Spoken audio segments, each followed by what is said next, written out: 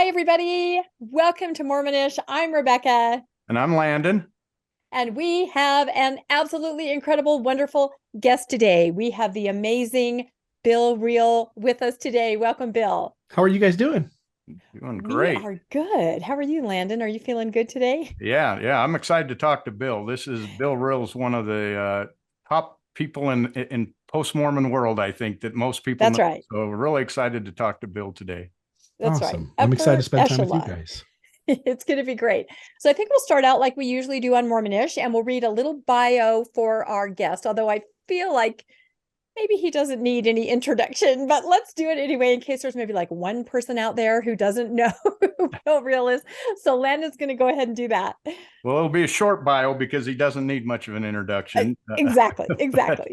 So Bill was raised in Ohio, and he was a 17-year-old convert to the church, and he became a bishop at the age 29.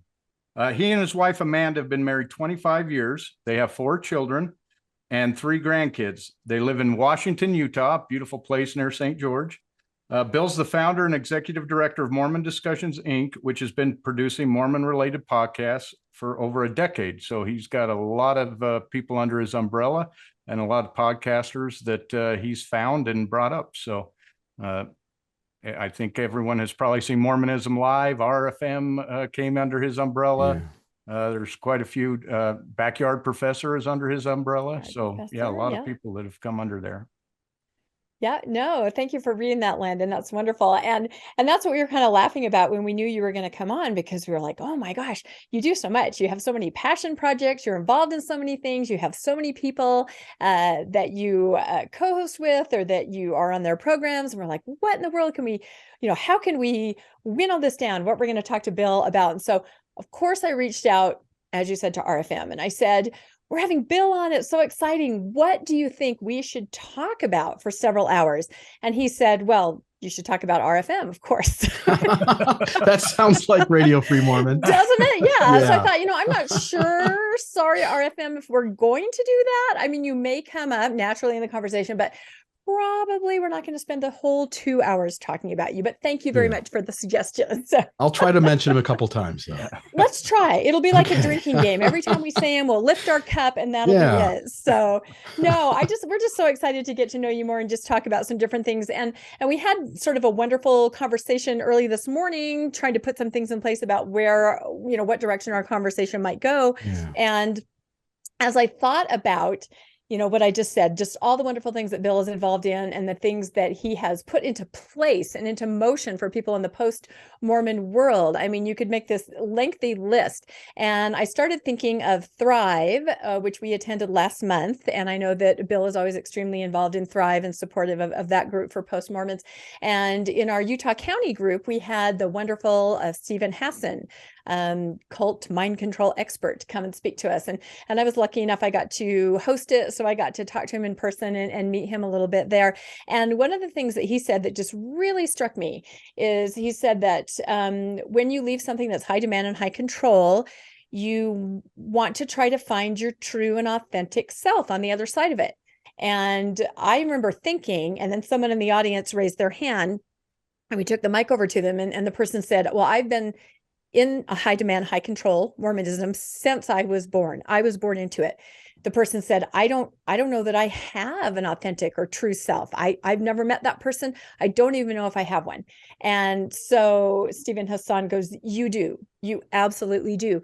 You just haven't met that person yet, and that's exactly what happens on the other side of Mormonism, is you start to discover kind of like who you really are. And so I thought that's what Bill is kind of all about. Just all the things that he's involved in. It's helping people on the other side of high demand, high control Mormonism to just flourish and grow and become their true self. So I think our conversation is going to go in that direction today, which is wonderful. But first, I think maybe if Bill could expand a little bit on his biography, just very quickly, tell us, for those who don't know, how did you discover the church? Tell us about your origins a little bit, and then we'll delve into our topic, if that's okay. Yeah, that'd be great. So I grew up, if you saw a map of the United States, you found the state of Ohio, and you went right to the center of the state, and then went straight up as high as you could go before you got into Lake Erie. I was right there on the coast. in central North Ohio. And my senior year, well, I guess I should back up, maybe tell you about my family. I have one brother. We're 4 years apart. My mother and father were kind of borderline poverty on the front end of our life. And they both worked their tail end off. My mom went back to school and got her LPN license. My dad worked his way up from working road maintenance to being the foreman of a quarry. When I was 12 years old, we moved out of a really tiny house into an apartment. And then finally, my parents bought a nicer home. And they really worked their butts off to get there. We went to a nice school system. My brother and I, we both played sports all of our lives. He was better than me athletically, and I had some issues with tearing my ACL in my knees, so I had to kind of set down some of the serious sports like football or baseball, and ended up just playing golf in high school. And I lettered in golf. When I was 17 years old, I found a second job at McDonald's, and there was a young lady there working, and she asked me out on a date, and we hit it off really well. And so we started dating.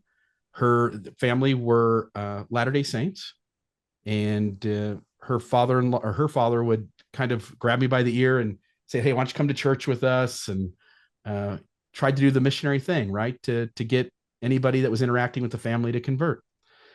And so I ended up going to church the first time, and it was magical. Like, I was a 17-year-old kid, and I felt important, and I felt like this thing I'm learning about is important.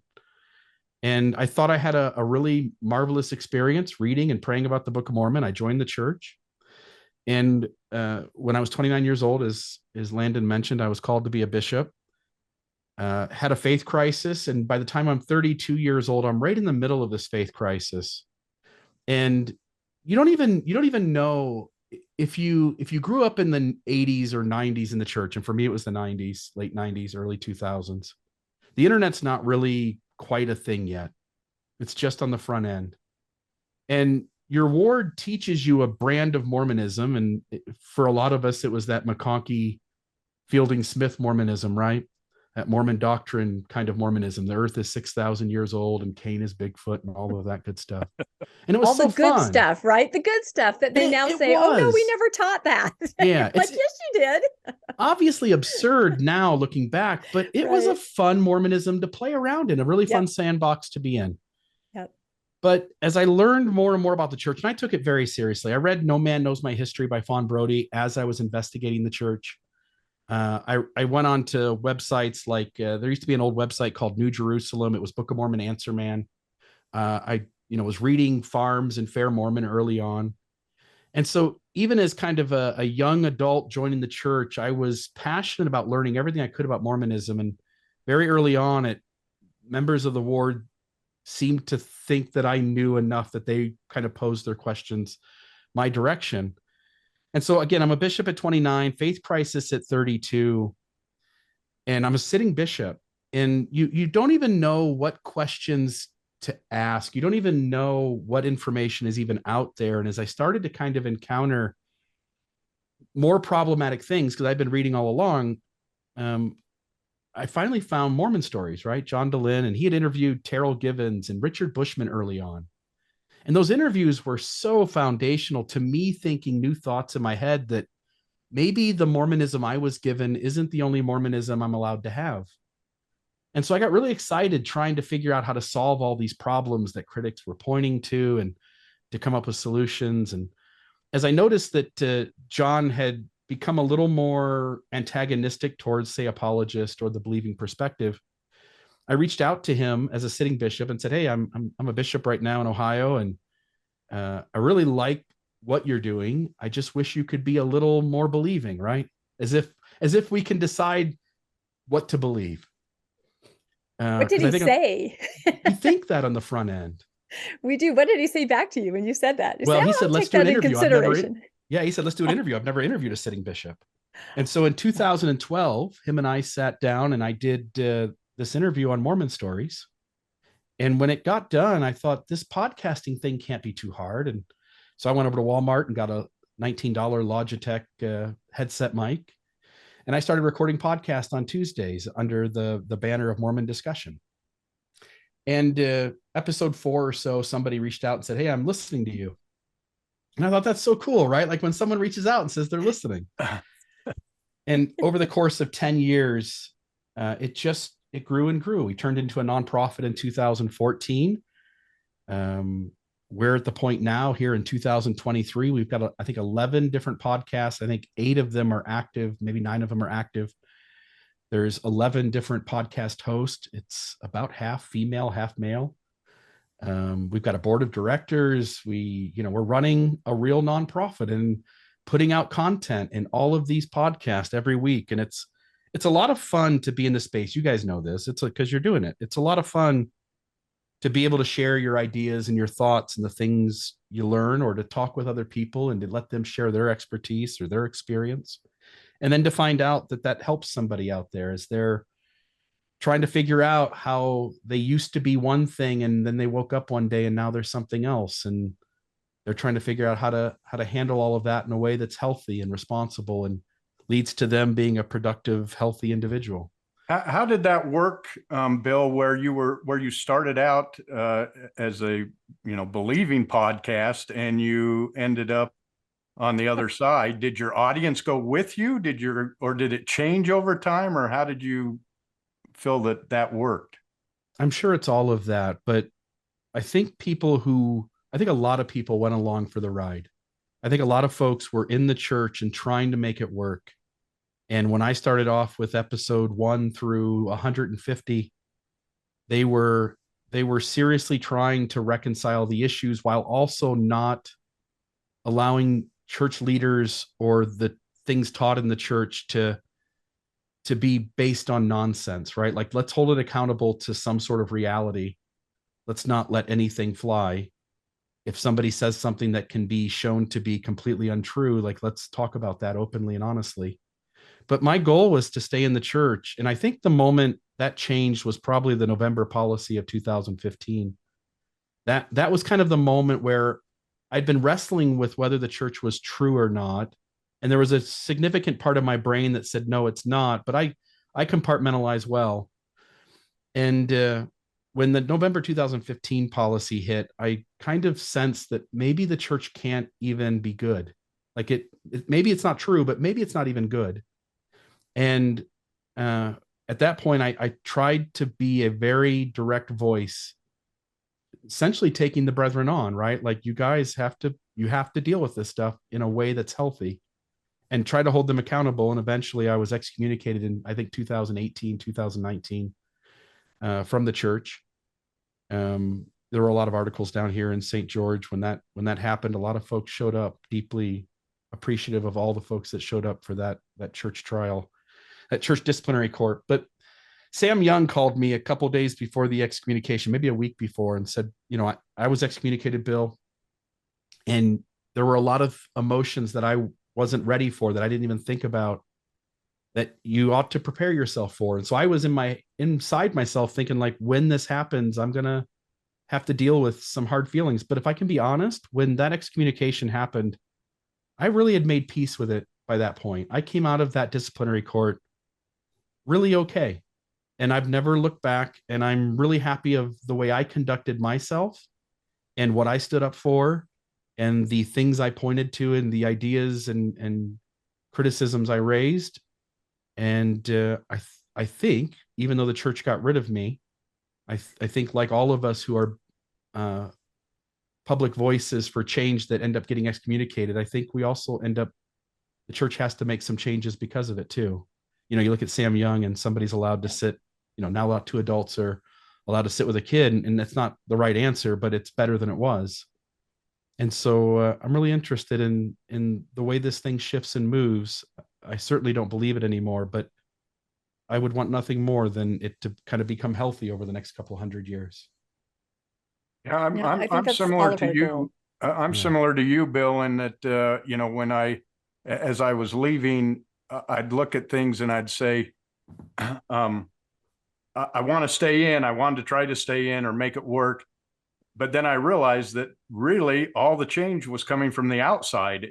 You had no voice inside, but the people on the outside were making the changes. And you saw that through Sam Young and through some of the other voices on Kate Kelly, Kate sure. Kelly and different people like that. Yeah. So it obviously leads you that route. It almost leaves you no other choice but to do that. And if you're honest with yourself, like you said, you start getting to the point where you say, I can't support that to be my authentic self.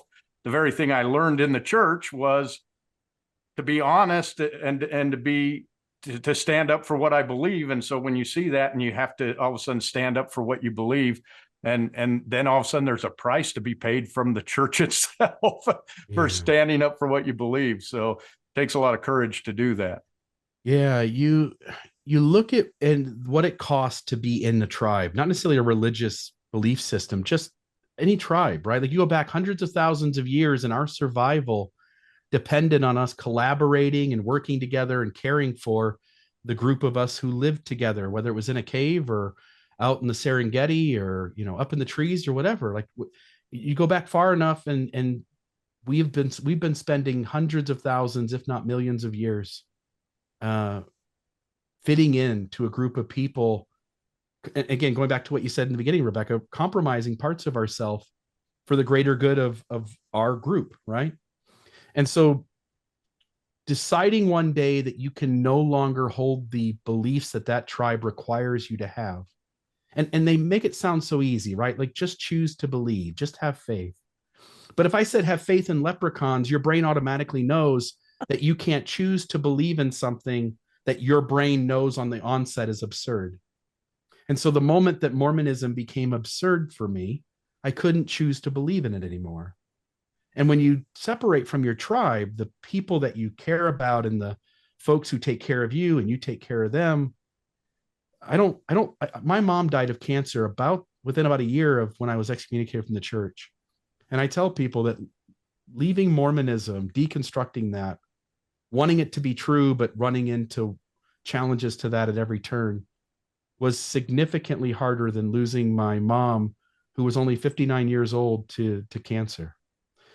That was hard, but losing my tribe, losing my religion was even harder than that. Yeah, it's the whole concept of wrapping yourself in a mythology that everyone around you has. In our book club, the Good Book Club, we read one of our second books that I think it was the second one, wasn't it, Landon? Yep. That we read was Sapiens. And of course, that book is, yeah, exactly. And of course, that book is all about that, about the myths that we tell ourselves to bind ourselves together, the collective myths that we decide on that become our reality.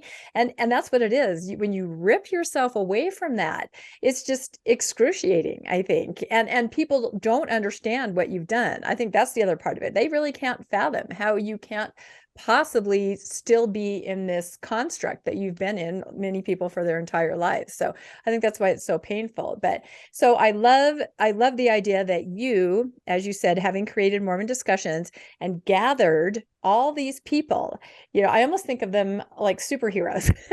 Everyone has a particular talent or a bent, and they're just there for everybody on the other side. They're there with what they say and what they do and their actions and what they project. And I'm curious, I'm curious how you gathered this super team that you gathered. It's just so incredible to me, the brain trust, the talent, the people that are in Mormon Discussions that are just doing so much good. Like, how did you find everybody one by one? Again, years, I'm not going to be good at timelines, but somewhere around maybe 2014, 2015, 2016, somewhere in there, I just got burned out. And I realized, the podcast wasn't bringing in much in terms of donations. I think we were at maybe $20,000 a year. And I was working a full-time job. I was a floor covering salesman in Ohio, and then I managed a pawn shop out here in Utah. And working full-time and keeping a podcast going for years is really difficult. And people don't understand that. But you guys know this. I mean, the time it takes to find a guest, get an outline worked out, publicize the podcast, record the audio. If you choose to edit it, you've got that much more time in editing it. Now you're publishing it. Now you got to publicize that it's published. People don't realize that sometimes just to put out a single episode can be 15 hours of your time. And so I was working a full-time job and doing the podcasting thing, and I just got burned out. And at the time, John, of course, had like a thoughtful faith with Gina Colvin and Mormon Matters with Dan Witherspoon, and Jared Anderson, Mormon Sunday School. And I thought maybe a way to do it would be to bring other folks in and create sort of an umbrella so that content was always coming out, but I didn't always have to be the one creating it. And when I reached out to see if anybody was interested, the two main podcasts that got started were, of course, Radio Free Mormon. And I won't tell the full story here because part of it has to do with his anonymity, but him and I connected on something else. And in that conversation, we had somewhere else on something else. He was just brilliant. And you could tell that in the conversation. We sat and talked for 2 hours, and I could just tell he was deeply informed and very intelligent. And I said, I think you'd be really good at podcasting. And he said, well, I don't know how to do that. I said, well, I'll show you. And so I took a couple of weeks and just a day here and a day there and spent some time showing him how to use Audacity and to record audio and then got him going. And as soon as he recorded episode number 1, I just knew immediately that he was going to be a huge success. He just has a way of putting a storyline together and the facts kind of deconstructed and put in front of his audience. That's, if I'm honest, it's just brilliant. I remember listening several times to his episode. And again, here we are mentioning him. I listened several times to his episode with Elder Holland, Wrong Roads. And my daughter listened to it and laughed. My wife listened to it and laughed. And they wouldn't touch Mormonism with a 10-foot pole, even when they were believing in active, And the other podcast was Marriage on a Tightrope, Alan and Katie Mount. Yeah. And I think Alan and Katie do the most important work under our umbrella to take what I think is the most fragile thing when you're deconstructing, which is your relationships with the people you love. And for them to care enough to try to help those marriages, and I think to some lesser extent, relationships with siblings or parents or children, to help the believer and the non-believer stay together and not let the church be the thing that they split up over. And so I think they just do such a huge work within what we do. And once they got going, we had other people come, and some come and go. And again, most podcasts don't make it very long. It's just the nature of the business. There's just not enough money coming in, and you end up getting tired and burned out. But so some came and gone. But as time went on, we had, those 2 podcasts running, those 3 people. There were a couple others with us at the time. And eventually got to the point where I had mostly just males. Katie was the only female. Katie Mount was the only female in our umbrella. And I looked at our board of directors, and it was all guys. And I just didn't want to represent more patriarchy. And I wanted to put my money where my mouth was, because I'm not for patriarchy and I'm not for sexism. And so I reached out and said, is there any females out there? I first off, I went and found women who I thought were pillars in our community down here, and but that I knew personally, and I asked them if they would serve on our board of directors. And so our board of directors has one more man than woman now, and I think we have one more female host than male host right now within our umbrella under the host. And so I feel like we're really doing a good job of splitting it right down the middle and representing both female and male voices in the content, and female and male voices in the leadership of how our nonprofit runs. And I'm really proud of that. And so it was years of me not thinking twice about it. And then part of my own awakening was realizing that I was perpetuating patriarchy and sexism inside my own entity. And I wanted to fix that. Yeah, I love Renee. I love Marty Lynn. Like I said, there's something for everyone there, no matter what you're struggling with, or what maybe your personality type is, or who speaks to you, who resonates with you. There is somebody, that you're going to find, that you're going to learn something from under this umbrella, like you said. And I love that. And it's an umbrella for people that are trying to navigate the other side. Yeah, they're super smart voices in every one of those. Terry Hale's Emancipate Your Mind is just a brilliant podcast. Again, every one of these, Where Will You Go? Almost Awakened, Britt Hartley really runs the podcast. I join her every week to have a conversation, but she really puts everything together. And I'm really grateful to be rubbing shoulders with these really smart minds in Mormonism. Yeah, When you were looking for these, you. were you looking for specific topics? I mean, they seem to, cover different areas. You've got the marriage, you've got some of the women things with Renee. I think Marty Lynn does more. How do you make peace kind of type thing? Did you look for certain things, or did it just come out that way? I opened up for anybody to submit that they were interested. And then I asked folks to kind of submit an episode, like record something and share it with me. And about 20 women reached out to me. About 10 or so kind of took it to the next step and submitted some material. And I just picked the ones, ran it through our board and picked the ones that I thought were the most likely to succeed. And no offense to anybody who didn't make the cut. I'm not the perfect judge, and neither is our board of directors of what works and what doesn't work. But in these kinds of decisions, that's what you do. You go with what you think works.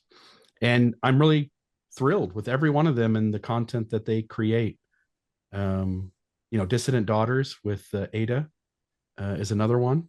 And I just think the conversations are, like you say, they're all in different paths. I mean, Terry Hale's Emancipate Your Mind is helping people get over religious trauma. Marriage on a Tightrope is helping a mixed faith marriage. Radio Free Mormon is taking these messy things in the history and he's laying them out so anybody can, with a reasonable mind, understand the issue, its ins and outs. Almost Awakened forgets Mormonism altogether and says, let's give you some tools on the second half of life that helps you to be a healthier, more happy, a better well-being individual. And all of them have their own little facets to them. And it's so exciting to kind of see everybody do their own thing. But no, it wasn't exactly intentional. It sort of just worked out that way, that everybody was coming from a different angle. But hey, we humans are different. Why wouldn't that have happened? Exactly. That's why I seriously look at everybody like a group of superheroes. Everybody has a special power that can help somebody and give them what they need. So I love it. In fact, I know the Backyard Professor said he was going to draw a cartoon of all of the post-Mormon superheroes. I wish he would do that. I think that would be really fun to see. So I love it. So I think, this is just wonderful. And this fits right into where we're going to go with this conversation of being on the other side and the tools that can help you kind of reclaim or even just get to know for the first time who you really are, what you really think, and where you want to go now that you have this freedom. So maybe talk a little bit, just what are your thoughts about that? The authentic self on the other side. Do you agree that there's somebody that maybe you haven't even met yet once you step away as far as who you are? What are your thoughts on that? And then I think we'll talk about some specific tools that we can use maybe to get in touch with that side of ourselves. I love it. So you mentioned Sapiens. Yuval Harari is the author, and anybody who hasn't read that book, I would highly recommend it. It was so influential to me beginning to understand. I've got it on my shelf back there. I call it the post-Mormon Bible. A lot of people that's actually how Landon and I met. We met on Reddit, just anonymously, both posting about this amazing book, Sapiens. And then we kind of said, well, let's start a book club. So it brings people together. The thing that stuck out to me, if you remember, the first half of the book was, for me, much more dynamic and influential. The second half, I had a little more trouble getting through, but I did read the whole thing.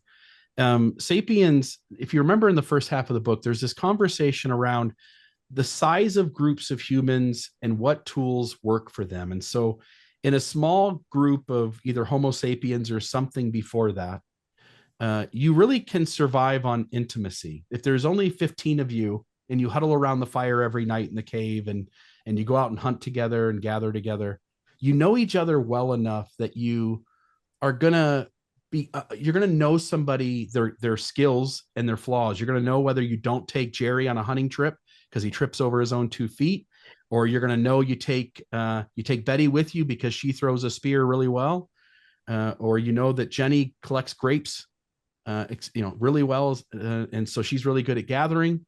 But maybe Tom isn't. Tom seems to pick up the stuff that gets us all sick, and so we knew who was good at things and who wasn't, and so intimacy is what worked. But the trouble with a group of 15 is you're easily slaughtered by a group of 50. And humans have always been warring with each other and trying to get their own tribe to survive at the expense of killing off the other tribe. And so in a bigger tribe, we humans, if you look at the primate family, they will spend hours every day grooming each other. The bonobos or the gibbons or the chimpanzees, they'll pick little gnats out of each other's hair and essentially groom. And that serves the purpose in a larger group of saying, hey, I don't see you very often, but I care about you, right? Well, we humans, we invented language, and we invented this thing called gossip.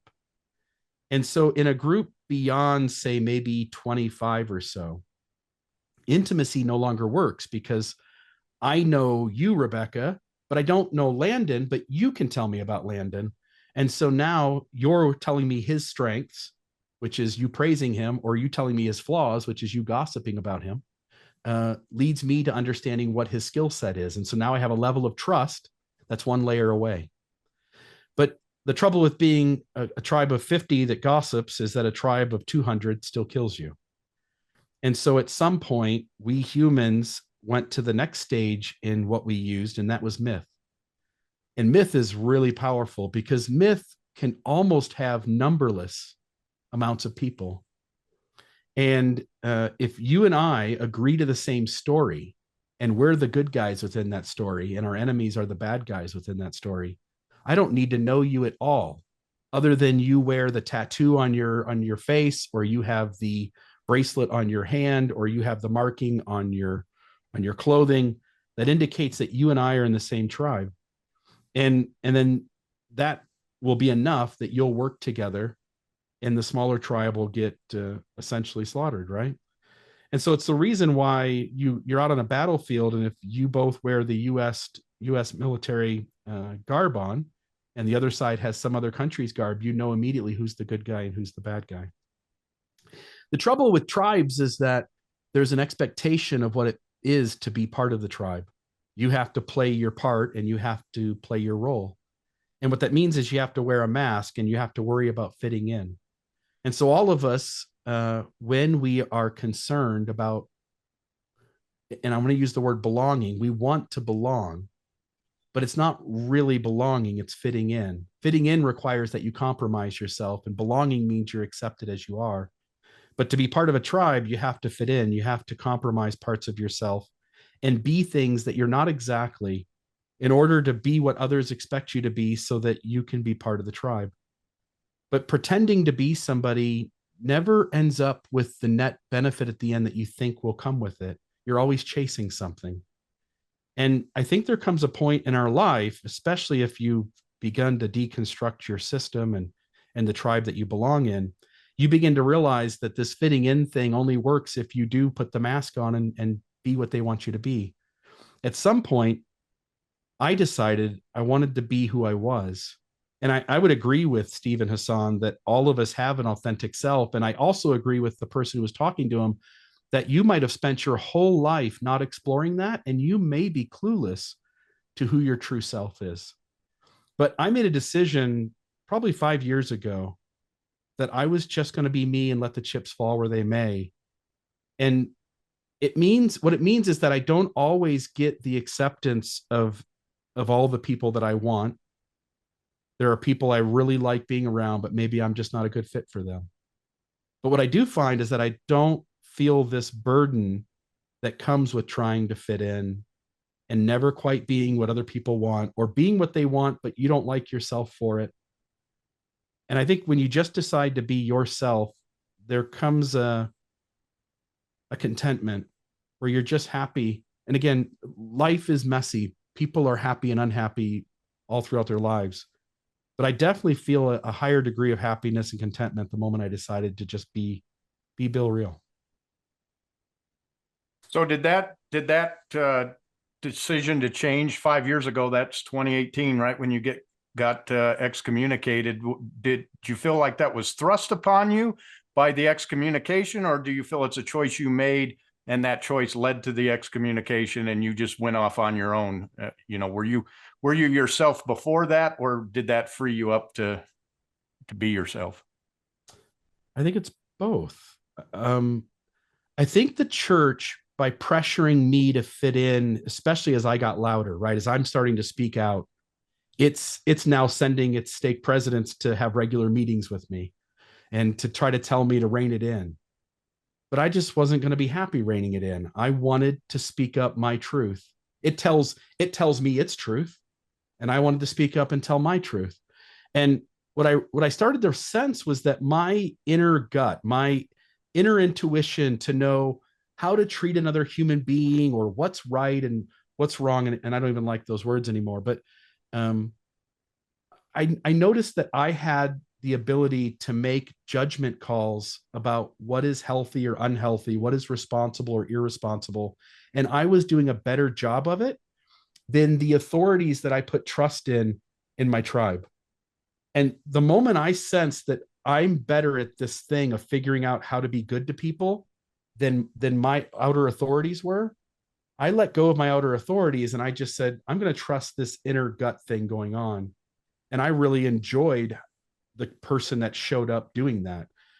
When I would go to a party or be in space with a group of people, I really enjoyed making way for them to be all of them and me not needing them to fit any expectation I had.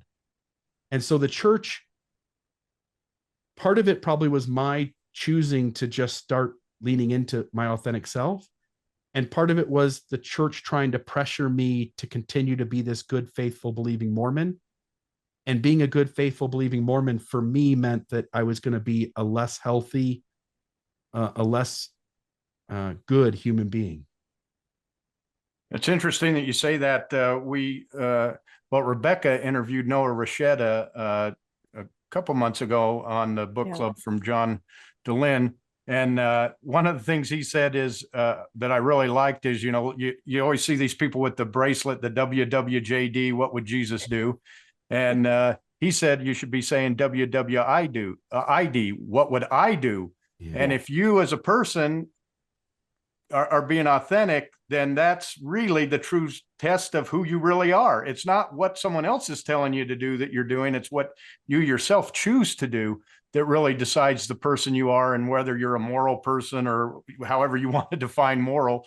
But you get to decide that. And that's really the decision as to what kind of person you are when you make the decision yourself and you're not following everyone else's, decision for you. Yeah. If you take narcissists out of the picture completely and you take sociopaths out of the picture completely, most of us are pretty decent human beings. And when we're not operating on fear or shame, we tend to make really decent decisions or good decisions about how to treat each other and how to act in the world. The trouble is that we feel things. We human beings can't help it. We've been feeling things long before we were able to talk about things. And some of the things we feel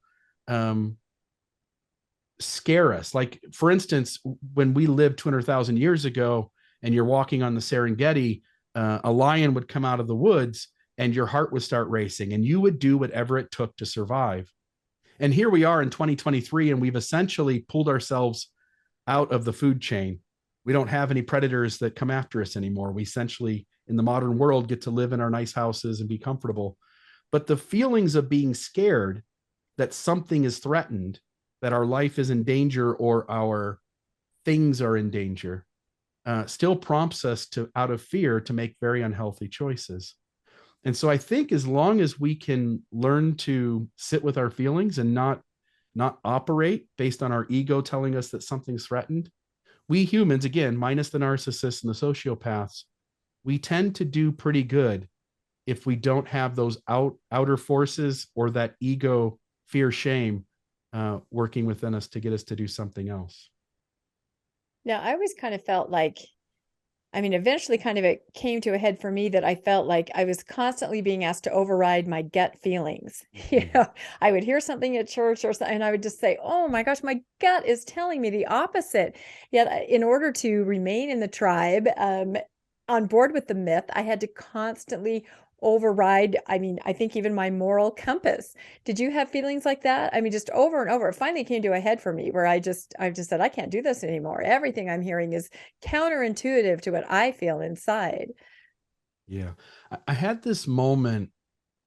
I had moved from Ohio to Utah. I was renting a home with our family in Santa Clara, Utah. It was, a ward was every 3 blocks.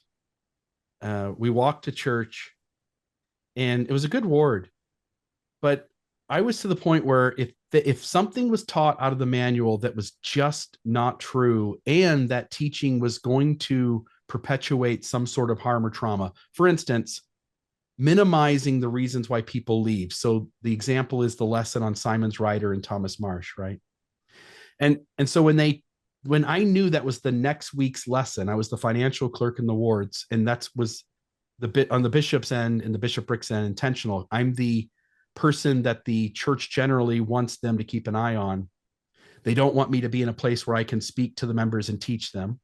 So they hide me away as the finance clerk so they can keep a close eye on me, and I don't get to say anything really to anybody. But I was in the office with them counting the tithing money. And I shared with the bishop, I said, hey, just FYI, next week, there's a lesson being taught on Thomas Marsh and Simon's Rider. And the lesson says, how horrible apostates are when they leave, and that, Thomas Marsh left over milk strippings and Simon's Rider left because his name was spelled wrong. And we get fed these stories because we trust our authorities. And so we trust these stories to be true. But if we just pause for a moment and go, does it really make sense that somebody left entirely because their name was spelled wrong? Or they left entirely because some other person took some milk and didn't give them the strippings? It's sort of absurd. And then when you dive into Thomas Marsh's life and Simon Rider's life, they had maybe those concerns, but they had a host of other concerns as well. And there were lots of things that were bumping into their ability to persevere in the church. And some of it, to be honest, was the church's fault and Joseph Smith's fault, right?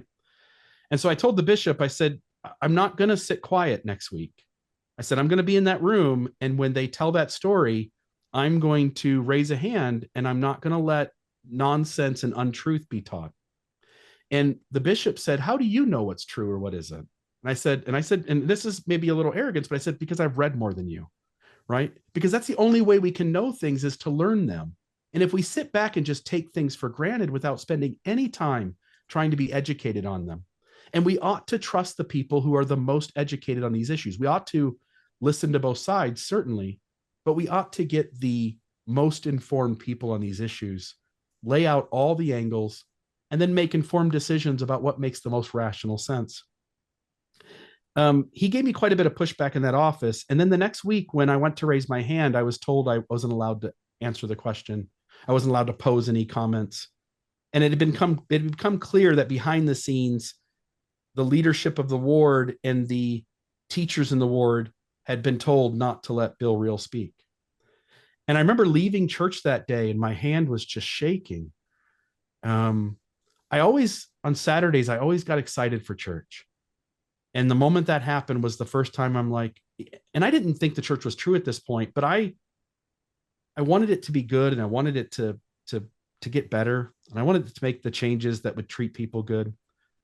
And when I walked out of church with my hand shaking, I just said, this isn't worth it. Like it's not worth it anymore.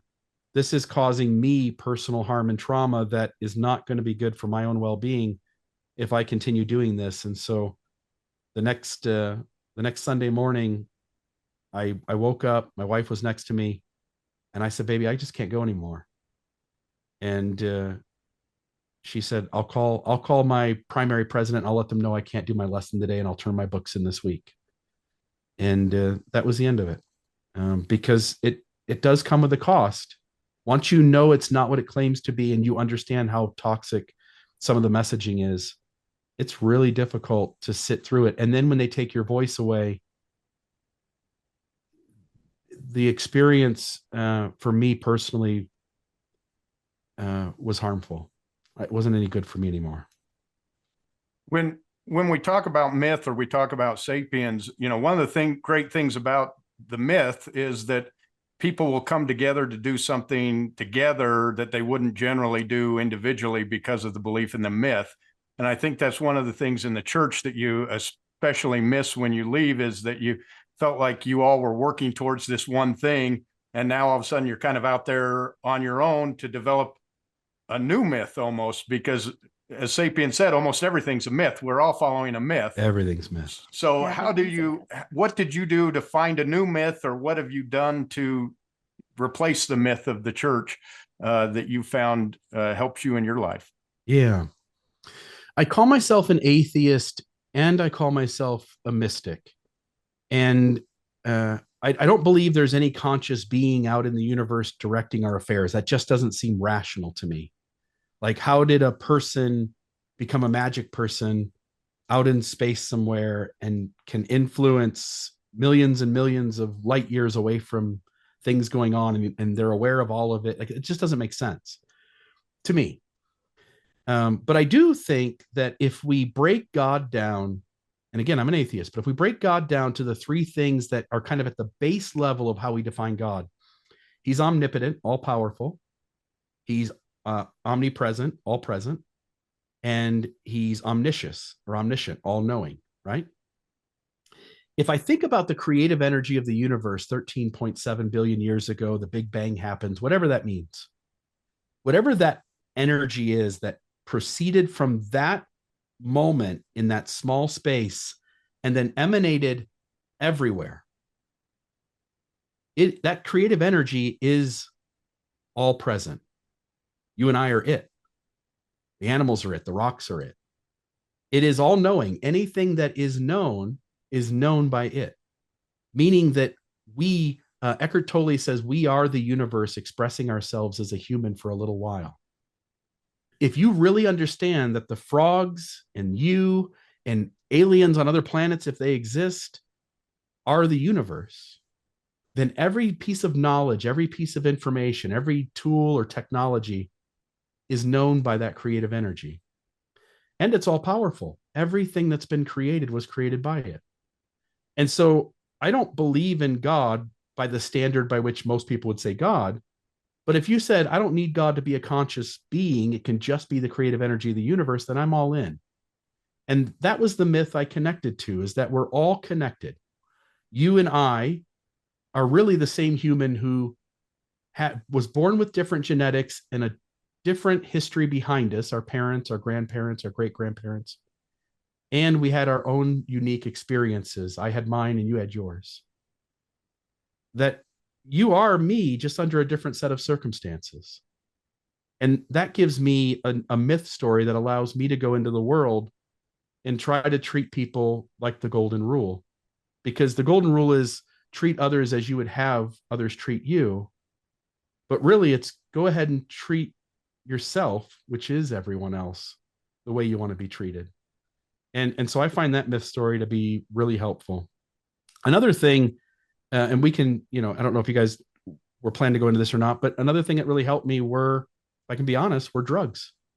Cannabis helped me. When I take cannabis, I am much more calm. I'm much more in touch with my healthier side. My ego is quieted a little bit. I have much better advice for my kids when they have a problem. I have much more capacity to manage my feelings in a healthy way without hurting or manipulating the world around me. And that's a minor one. And there are others that I think are even more deeply helpful, but I guess I'll see how far you want to go into that. We would love to discuss it. We actually haven't really discussed that on Mormonish, and that is a topic that comes up over and over, as far as people saying you're so locked in before, and you do as much as you possibly can to expand and to open, but you were so locked in, some of us from birth, that it's almost impossible without some outside influence like that. So yeah, I would love to talk more about your experiences and just what you've found, because do you understand what I mean by locked in? I think you cannot emote, you cannot open up, you cannot free yourself. You try, but you can't. Your brain is not hardwired that way. And I've never tried anything yet. I'm very open to it because I've heard so many wonderful things about it. But just the idea that you actually do need some outside help and influence to re-hardwire the way that you're thinking. This is what I've heard. Haven't you kind of heard that, Landon? Yeah, I've talked to several people, and the psychedelics are one of the things I hear a lot about, that people just say, wow, it was just an incredible experience that completely changed, and it was almost a spiritual experience. And I've been seeing that more and more as I've watched different podcasts, and there's actually some series on Netflix and other things that cover that. So I know there's even a post-Mormon group, I believe, that almost started like I don't know if you'd call it a church or what it is, but they're definitely following that. So I know that's something that you've talked about. I think when we were at Thrive, you had mentioned that. So how did that impact you or help you, or in what way did it influence you? Yeah. I tend to have certain data points I point to in all of these conversations, and I think they're important for kind of laying the groundwork, because I think it's easy when if you're a believer in the church, or you're just starting to kind of deconstruct things, the idea of drugs is super scary. And so first I would say that on some level there are risks, right? It's not fair to say that any of these things are 100% safe.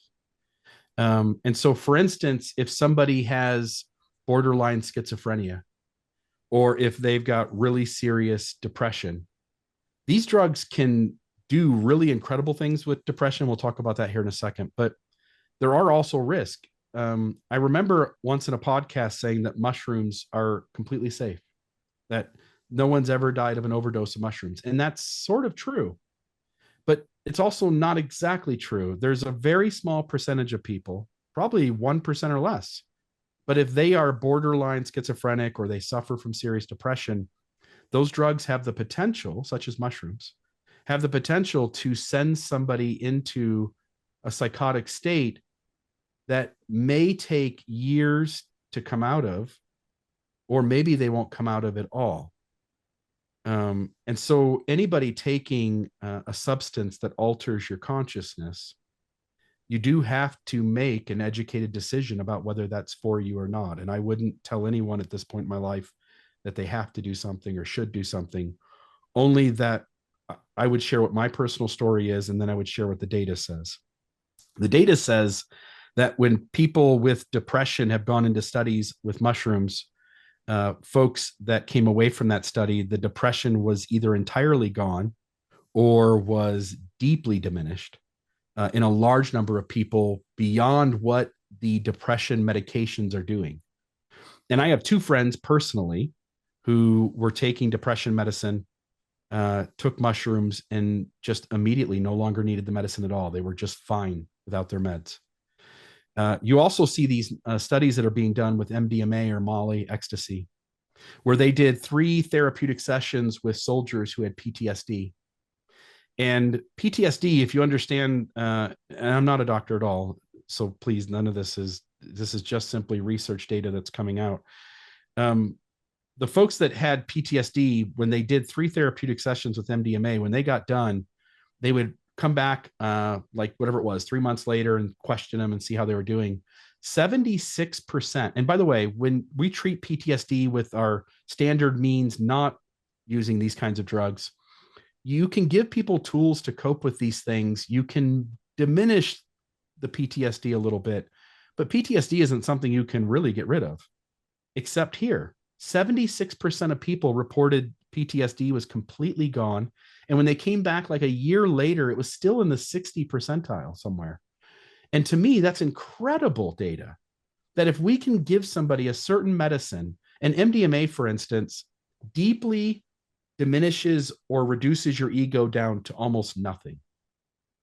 So you don't have this egoic attachment to your human experience in your narrative. And so while under the influence of MDMA, you can have these really vulnerable conversations with whoever you're talking to, where number one, your ego's not protecting you. So you're able to talk about things that you would have avoided because you're protecting yourself, right? And so you'll have these really tough conversations around really deep issues. You can separate your trauma from your own being. And so when you come out from this medicine, you take this work with you. And so you essentially have done years of therapy within a 3 or 4 hour session of using MDMA. Same thing with the mushrooms on depression. And so whether it's cannabis or MDMA or LSD or mushrooms, ketamine, just in the last year or two, has become really big here in Utah, and it offers the same sort of benefit. One of the most incredible, transformative nights I ever had was doing ayahuasca. And ayahuasca is like mushrooms, but it's like mushrooms on steroids. I always tell people, if you're on cannabis, it's like your buddy's driving and you're sitting in the passenger seat. And you have some influence on where you go and what you do. And if you're on mushrooms, you're sitting in the back and you don't have any say on where you're going. But if you're doing ayahuasca, it's like you're zip tied in the trunk, and you're going to go on a blast off to a journey that you couldn't even have imagined. And we did this 2-night event in Nevada where I did ayahuasca with like 11 other people. And we sat in a circle. We had a shaman. And by the way, ayahuasca is not recreational. You're not going to take this and just go have fun for an evening with your friends. You're going to be throwing up in a bucket all night.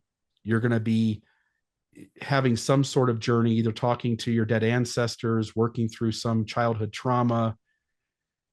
But for me, I got to sit and have this experience where I sort of shared, and again, I don't believe this is real. It's all in my head, but I also can't explain it. I literally felt like I shared the consciousness with some ancient ancestor from hundreds of thousands of years ago. And I watched, as we shared the same body, I watched how he handled things going on in the room. And I learned how human beings create ritual and why myth is so powerful. And the easiest way I can describe it is I experienced what Terence McKenna defined as the stoned ape theory, where ancient ancestors came in contact with medicine tools, and it widened their scope of awareness to such an extent that whatever we used to be, it made that leap into something much closer to humans, where our brains were able to think in past and future and to come up with abstract ideas. And it was just monumental for me. That night did more for my ability to, I don't even know how to explain it, to think through the second half of life, having tools to be a better human being, than anything else had an impact on me. It was just incredible. These things are tools, and if they're used appropriately, and they are spiritual experiences. In the church, a spiritual experience was the hair on my arm stood up, or I got an answered prayer because I needed burning something. bosom. Yeah, burning in the bosom. Take ayahuasca, and any of those things will be essentially nothing compared to the experience. I was in a cave talking to aliens. Again, I shared the consciousness with an ancient chimpanzee or ancient ancestor of humans. All the folks in the room were going places. Somebody was dealing with sex abuse when they were a child. Somebody else was talking to their dead grandmother. And everybody seemed to get what they needed. And the whole night you're holding a bucket and you're purging. And it's hard to explain, but you think of throwing up in this world as not enjoyable at all. And the throwing up isn't fun, but somehow holding your bucket and purging the things that needed to come out. Because as you're throwing up, you just recognize that it's symbolic of real things that you're storing inside you that need to come out. And I actually really enjoyed holding that bucket and purging all evening. And it's so weird too. Again, I'm kind of a rambler, but the shaman would play this gorgeous music, and he had 2 helpers with him, and he would play guitar and they would sing songs.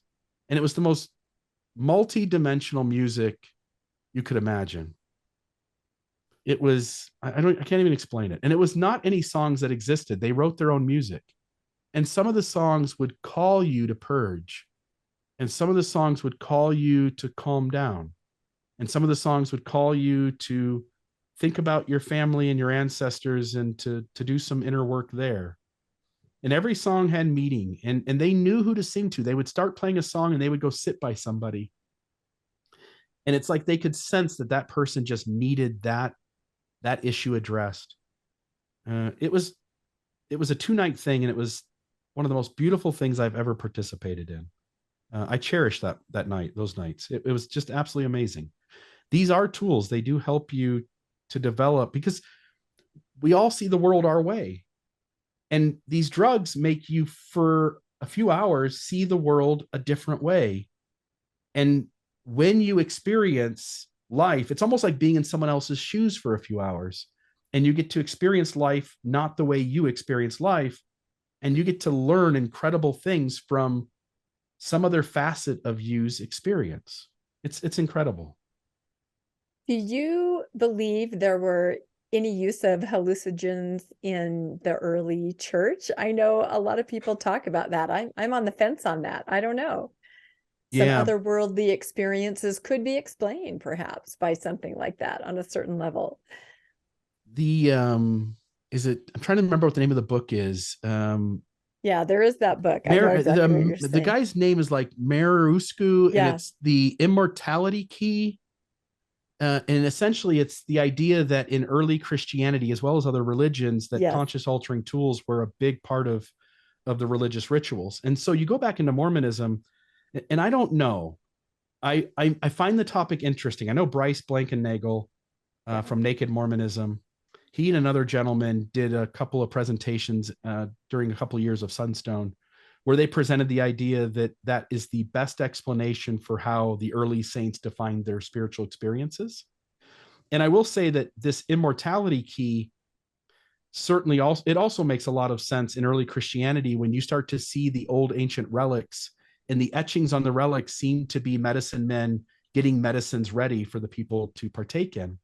And Joe Rogan, I think, did an interview with him, and the other gentleman that was on the show is Graham Hancock. And Graham Hancock has ideas that some think are crazy in other arenas, but they were putting the pictures and stuff on the screen, and I found it at least interesting and worthy of consideration.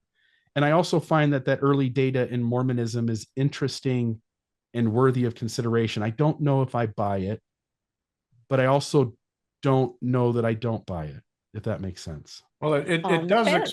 It does explain, why there were all these visions in the early church, and now all of a sudden they stopped. There's got to be something that made that stop, and that could be an explanation for that. I guess when after you leave the church and you're post Mormon, it's the drug thing. The word of wisdom is so ingrained in you that it's hard to even think of that, even though a lot of people in the church are taking drugs that are prescribed for a lot of the problems the church has caused in essence. But when I first heard about psychedelics, when I first heard about some of these other options, I was kind of like, yeah, that's just people, saying that something that they tried or wanted to use.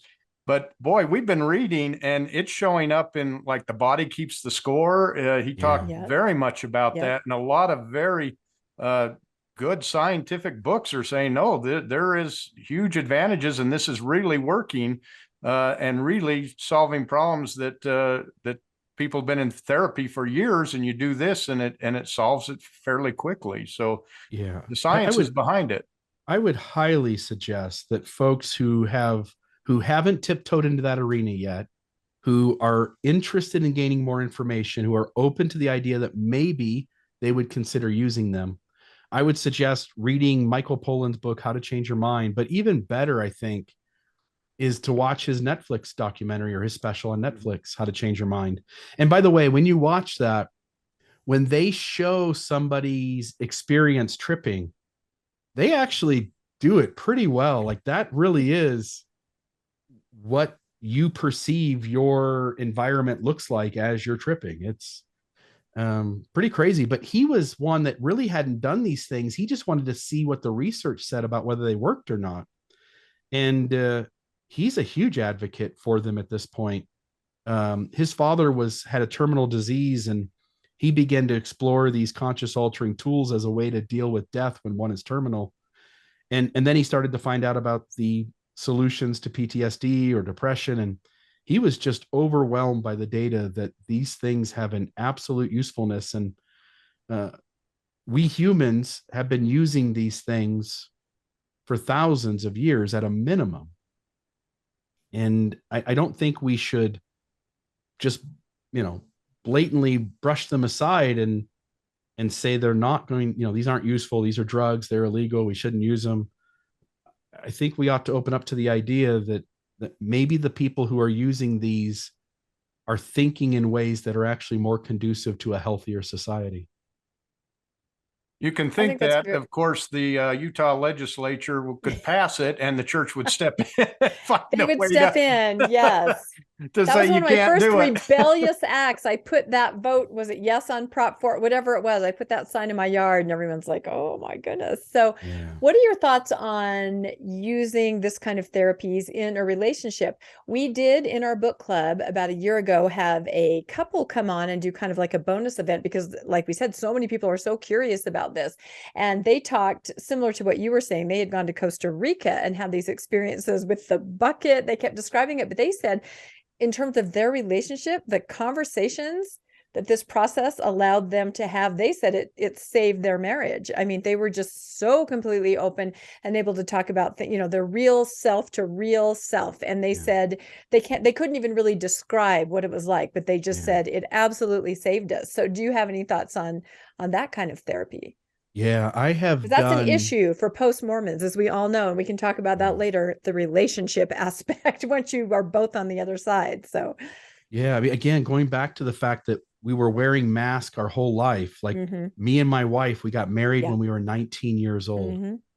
We didn't even know who we were. We certainly didn't know who the other person was, and we had this system around us that was heavy-handed in telling us exactly how we needed to be. And so, again, 5 years ago or so, I had done MDMA in the same space with my wife, and both of us acknowledged that that when we woke up the next morning and then processing weeks into the future, months into the future, even years into the future, we from that very get-go to even now look back and go, it felt like we did about 10 years of therapy in a single night. Like I had to confront my own bullshit. I don't know if you guys use bad language on this podcast or not, but I had to confront my own unhealthiness. I had to confront my own absurdity, the things that I was adamant the world needed to do things the way I wanted them to be done. And to just recognize like it was completely absurd for me to require my world to look a certain way and to require anyone in my world to be a certain kind of person or to look a certain way. And so it felt like years of therapy being done as both of us had no ego and we were talking about the most harmful things going on in our relationship. I couldn't even describe how much good came from that. My wife and I's marriage changed instantly from something that was pretend, where we were ships passing through the night, to being something really real where we both took each other extremely seriously. I think these things are tools. Unless you've done them, you won't get it, but these things are tools way beyond what you would think they could be. Wow, that's absolutely amazing. And the whole concept, like you say, wearing the mask, and especially in a family relationship or a marriage relationship, and you can spend your entire life never knowing the person that you're spending all your time with, and that's just part of me thinks that's by design almost, stay busy enough that, like you said, it's just parallel play the entire time and until it comes to a head on the other side of Mormonism, and then you have to confront it. So that's, like I said, we heard from that other couple the exact same thing, that there's a tool there to do that. And I guess other tools would be something like Landon, like marriage on a tightrope. I know you were involved in that for a while, and just things like that, because that's, I think in book club we interviewed, I don't know if you've ever heard of Dr. Daryl Ray. He is the founder of the Recovering from Religion organization. So he wrote this incredible book. It was called Sex and God, How Religion Distorts Sexuality. And he talked to our book club, and we just interviewed him on Mormonish, but he said that's a sort of the fallout of any high demand, high control situation, is people end up on the other side of that, like you described, married, young, or not even young, but just married with your mask on, is kind of how I look at it. And then you're on the other side of it, and what the hell do you do then? Right. And I think some of your podcasts under your umbrella address things like that. That is a big question, I think, in post-Mormonism. I don't know if you have any thoughts on that, kind of piggybacking on how psychedelics can help that. But we were sure influenced by Dr. Ray and all the things that he had to say. It was fascinating.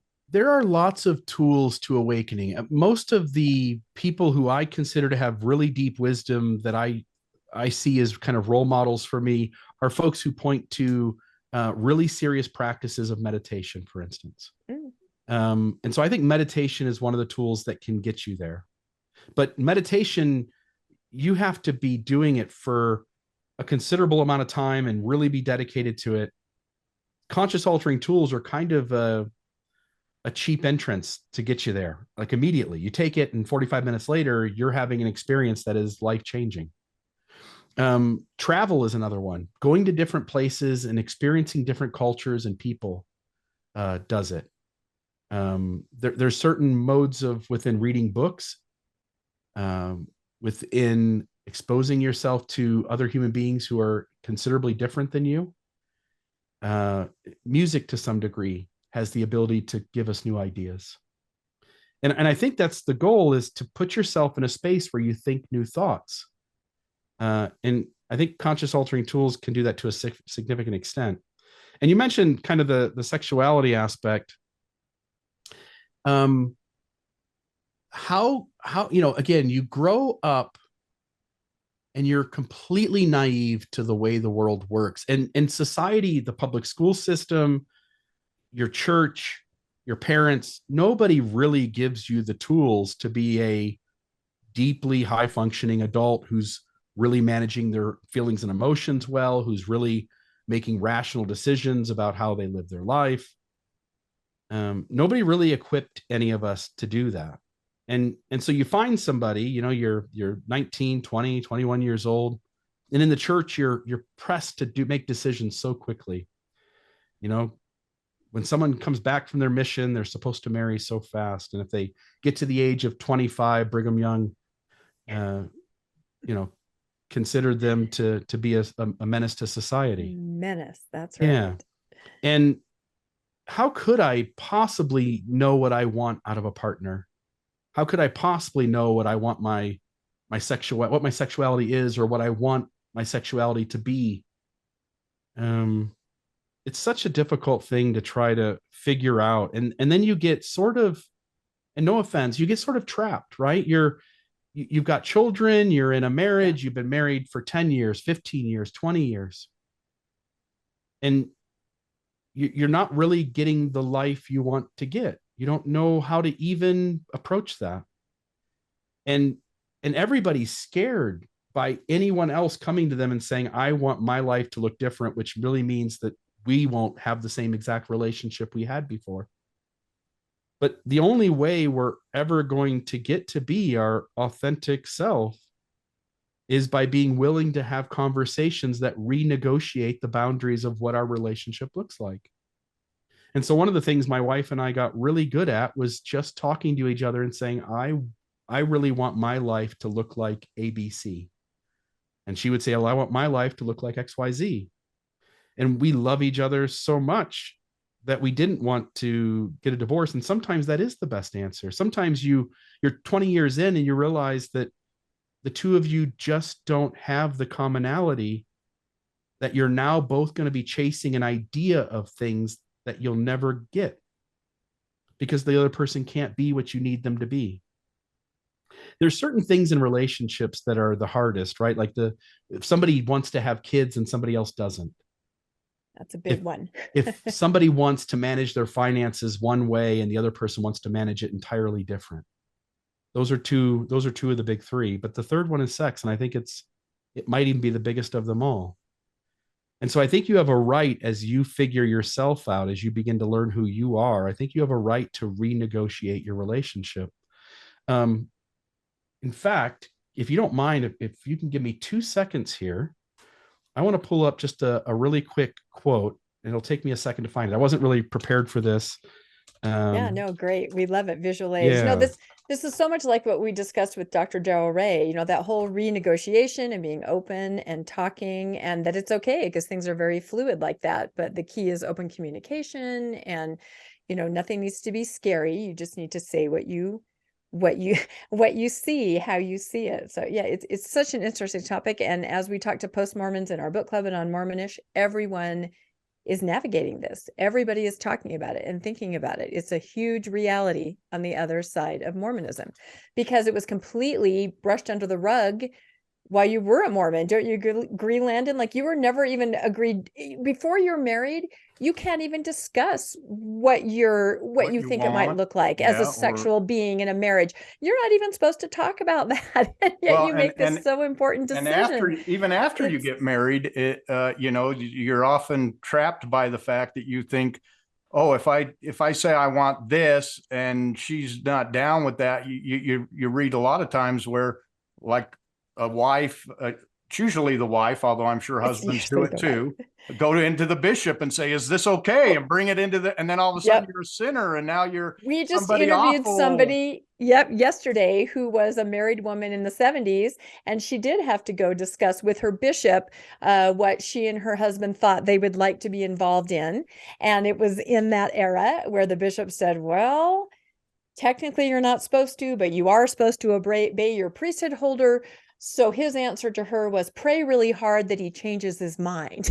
I mean, to even think that kind of conversation would happen in a marriage where it should just be you and your partner, or any kind of relationship like that. It's you and your partner, talking about what works. You're still wearing that mask, though. You're wearing the mask when you're in that, and you can't put that mask down. And so that's why it does become very scary once you're outside that, because you start talking about that, and one side says, well, that's not what I want at all, and you want that, and what's that going to do to our relationship, and how are we going to end up as a result of that? And so it's good that you can discuss it. Maybe the MDA is the way that you can do that, because it can certainly be scary to have that is literally what that couple said at book club. They said these were some of the issues, and they put it all out there, and they said, this is what I've maybe been involved in. I want to tell you about this. This is maybe what I hope for the future. And they never could have done that without just being able to be open. And then once it was on the table,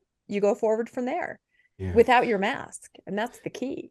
And so here's the quote. And this is the most beautiful way to express how complex and difficult renegotiating your relationship is. It's not a win-win. It may in fact be a lose-lose. You really have to decide what's important and what isn't, and what you're willing to push for and what you're not. But here's the quote.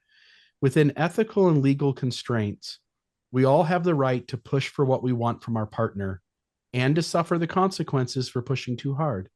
Similarly, we also have the right to deny our partner's request and to suffer the consequences for shutting them down.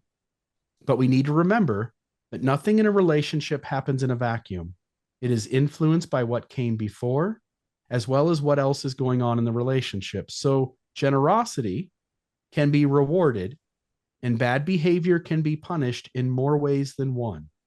Therefore, we have to keep the bigger picture in mind. What price am I willing to pay for this? If it's worth it, then it's worth it. But since life and relationships involve compromise and sacrifice, we have to consider the potential ripple effects. Wow. Yeah. That really says it. Can you tell us what that is from? I have no idea. It reminds me of something from the book Ethical Slut. If anyone has ever read that. There, I said it. It's a very interesting book. Yeah. No, it's a very fascinating book. Esther Perel is. Yep. I don't think Ethical Slut is authored by her, but she's written the book Mating in Captivity. That's right. Yeah. And wrote a book, State of Affairs, which I thought was really good as well. If you wake up one day and you're like, I don't want to live my life this way anymore, you have a right to ask for your life to look different. But you have to realize, again, we want to make it so that none of us have to wear masks. We all get to be our full authentic self. That's not real. We are going to be in space with other human beings. And so we do have to compromise to some degree. We do have to adjust and not we're going to bump into each other. Your humanity is not going to mesh with my humanity. And so if we hang out all the time, which obviously somebody in a relationship with a partner, or somebody in a relationship with a parent or a child, you're going to bump into each other. You're going to get on each other's nerves. You're going to do things the other person doesn't like. It's not that you get to do everything you want and the other person has to suffer. It's that you're trying to figure out, who can I be in space with and get along with well enough that we can support each other through the journey of life and care for each other, but be respectful enough of each other that we compromise so that neither one of us is getting bumped into way more than the other. And some of us aren't a good fit for each other. And some of us don't figure that out until we've got 20 years in.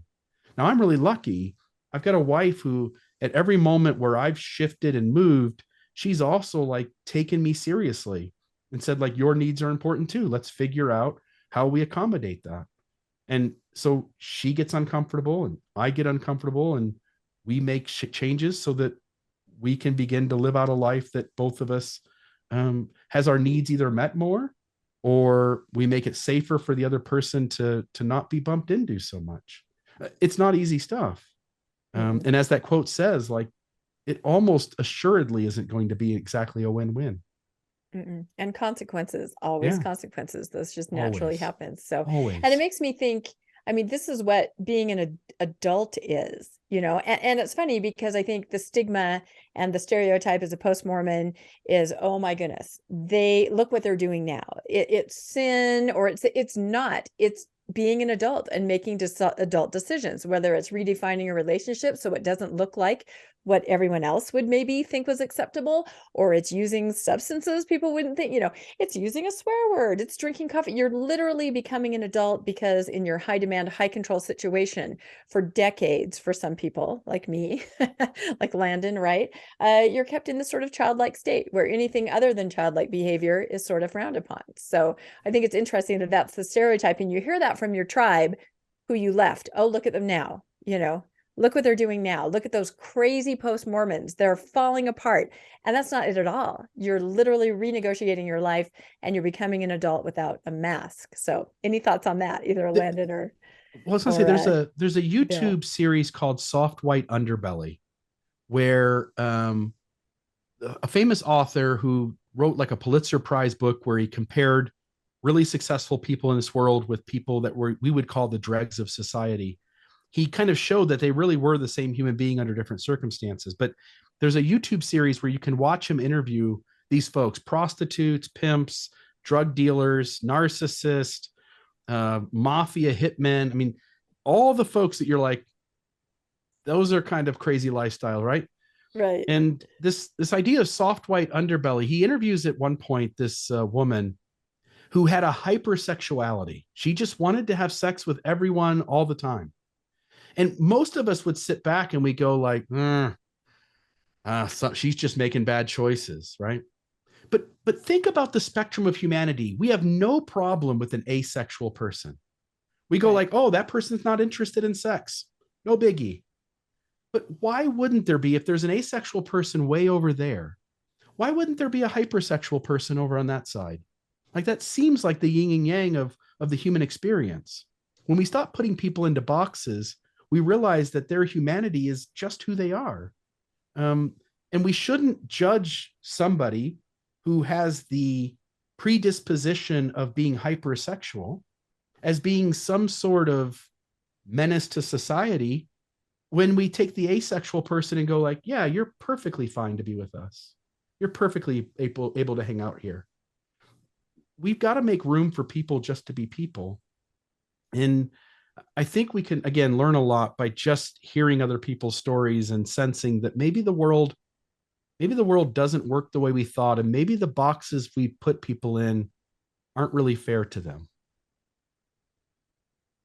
I think that's very true. I saw a post the other day.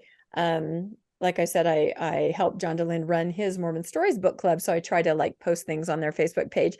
And it was a library in Denmark where you could check out another person. So it was an event. People have a name tag on that says addict or atheist or like you said, prostitute, or, and you could check that person out, and you could sit with them for not check them out, but check them out like a book. And you could sit there with them and literally just understand them and have a conversation, which isn't that a great idea? I just love that. I'm trying to spin my wheels a little bit on how to do something at a, I don't know, a Thrive event or something, but no, I just love that. And it makes me realize that, I mean, think about religion. How does it control you? What is the greatest shame? It is your sexuality, and it is everything that's natural about you. And it's been that way for thousands of years. And so they know what to do. I have friends who are asexual. I have friends who are polyamorous. I have friends who have kinks and fetishes. I hang around with a lot of folks, and I know I used to always want to try to find people who are just like me.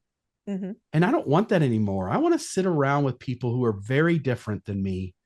And I want to just see what different versions of humanity look like, what their experiences are. I don't think there's a better tool to learn from than to sit with someone who's different than you and to learn from their experience. No, I agree. That's been one of the great things. And one of the reasons that we're doing this podcast is because we said, wow, we started in our book club seeing so many people that were different than us that had different ideas. And we said, we wanted to share some of this. It is so fun to talk to these people and learn a different way than how I grew up. The way I grew up may not be the best way. It was a good way. I enjoyed my childhood, but what about this person? How did they live? How was their life? And I can learn from that. And it's just so exciting to see that and wonder, wow, what if my life was that way? How would I be a different person if I'd grown up in that environment or whatever? So yeah, what you're saying is exactly dead on. It's one of the great things for me, one of the great blessings of post-Mormondom is that I now no longer have to look at just one set of morality or one set of rules. I get to make my own. And that's one of the reasons when they say you went off and you went to sin or whatever, it's like, well, you got to understand, I don't see that as a sin. I just see that as a different way of living or a different choice, but I don't see it as a sin. And therefore I don't see that as a threat or anything like that. It's something I can learn from. I only have really one rule, and it involves a bad word again. I won't say it. I'll change it. You can say it. Okay. Don't be a dick. You're fine. Don't be a dick. And what it means to me is don't go around causing unnecessary harm. Don't go around causing any intentional harm or trauma to another human being. Like inevitably, my version of human is going to bump into other people. I can't help that. I have a right to be me to a certain extent. But if I am sabotaging your human experience carelessly, like that's irresponsible. And so I don't care how you live out your life. You can be completely different than me. You can like different music. You can have a different sexuality. You can read different books. You can believe something different politically. I don't care. Don't hurt me. And I won't hurt you. And we'll learn to just sit in space together, respecting each other. And both of us are going to have to be a little uncomfortable. It's Bill Reel's golden rule. Don't be a dick. Don't be a dick. You heard it here. There it is. So do you run into, I think we talked about this in our conversation before, family or friends that just, push back on a new lifestyle on the other side of post-Mormonism? In my situation, I pretty much hide my new life and a lot of my new beliefs. So I'm not proud of that, but that's just what I've chosen to do right now. I mean, I was notorious for driving around in my car with shirts that looked like I wore garments. And then, I'd quickly change into what I like, which is this. But if I knew I was going to a family member's house, I would quickly change back into something with sleeves. And I mean, I think you and both Landon are way more open about everything than I am like that, at least at this point in my journey. But do you run into friends or family that give you pushback, or you sense disappointment? If so, how do you deal with that? I've got a father-in-law who point blank to my face said that I was Korahor. And so we're not really in human, my boundaries are you don't get to be a dick to me. So wow. So my boundaries are that now there's distance between you and me, and until you can self-correct that and recognize what you did and that can't happen again, then we're going to be at distance, right? I've even got kind of a strained relationship with my own dad, because boundaries are tough, but not necessarily church related. I think that, so I know, like, for instance, say Kwaku and the Midnight Mormons, right? Mm-hmm. They've gone around at times trying to figure out, because Bill talks about sexuality and he talks about doing things a new way. And so they've come out and said, oh, we've listened to enough of Almost Awakened that we think Bill's had illicit affairs and he's a swinger and he does this and he does that. I think people, when they want you to be in their box, they're going to use tools of shame and manipulation to try to get you to be something that they need you to be, right? They want you to be the idea they have of you rather than let you be you. But no, that stuff doesn't really faze me. I'm not really bothered by what other people's expectations of me are. I feel like I'm a pretty good human being. I have to keep myself in check sometimes, because I think I was telling you guys this before the show, that I have a tendency to, if I feel like somebody's trying to get me, or they're not being accountable to something, I sometimes will be a little harsh or snarky, a little aggressive, and kind of putting them in their place. And so I'm kind of having to work on keeping my ego in check, just like all of us are.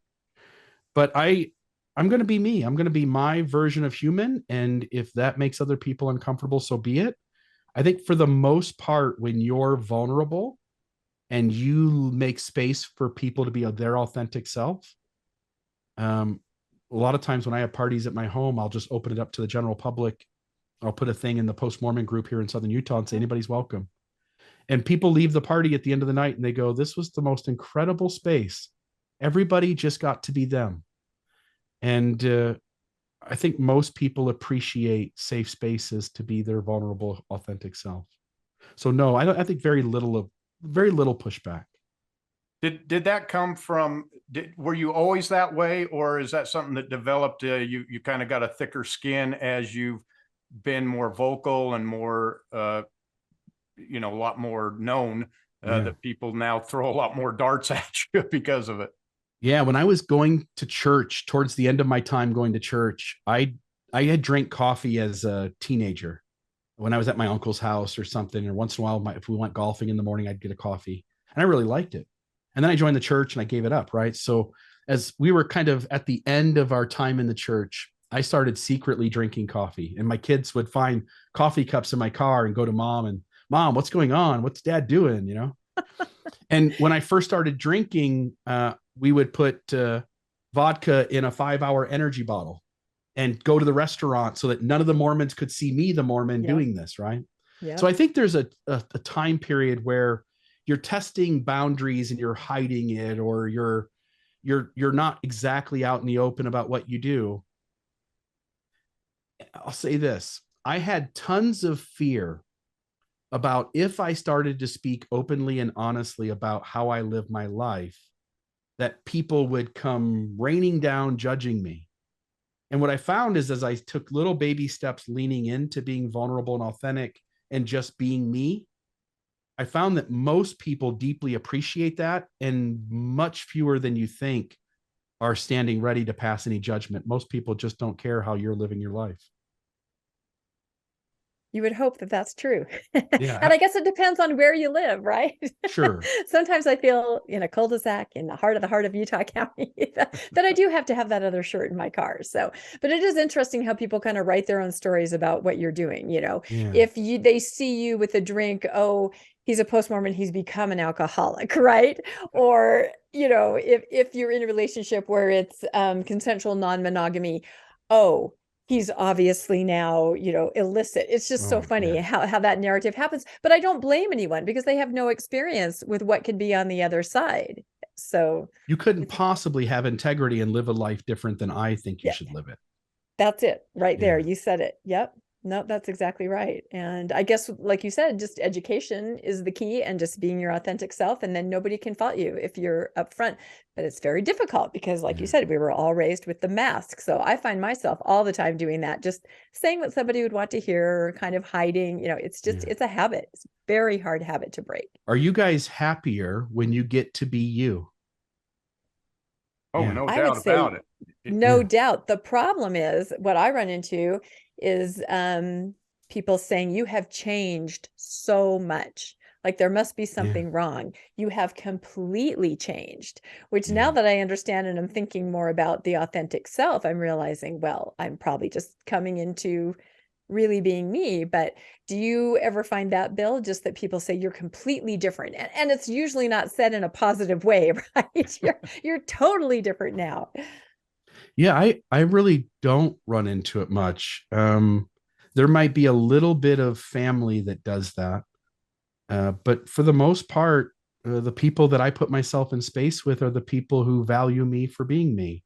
And I'm not really too concerned about what strangers think or what even people I know who have a problem with who I am. That's their problem, really. It's not mine.